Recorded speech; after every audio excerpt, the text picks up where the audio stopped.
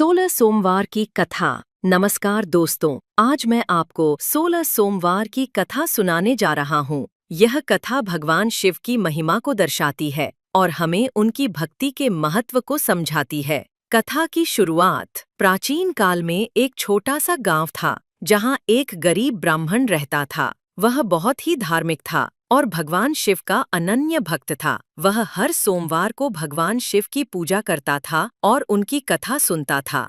एक दिन उस ब्राह्मण को एक सपना आया जिसमें भगवान शिव ने उसे कहा, हे ब्राह्मण, तुम मेरे सच्चे भक्त हो। मैं तुम्हें एक वरदान देना चाहता हूँ। तुम 16 सोमवार तक मेरी पूजा करो और मेरी कथा सुनो। इससे तुम्हारे सभी संकट दूर हो जाएंगे और तुम्हारे जीवन में सुख समृद्धि आएगी। ब्राह्मण की पूजा।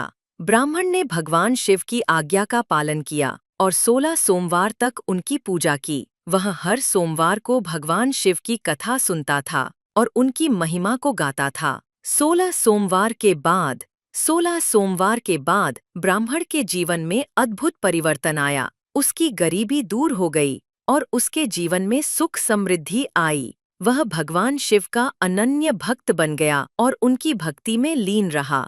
कथा का निष्कर्ष।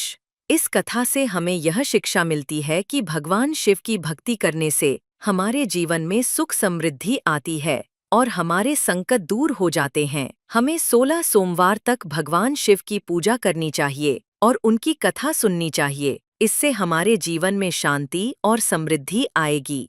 धन्यवाद। आज की कथा के लिए धन्यवाद। मैं आशा करता हूँ कि आपको यह कथा पसंद आई होगी। यदि आपको यह कथा पसंद आई है तो कृपया इसे अपने दोस्तों और परिवार के साथ साझा करें। नमस्कार।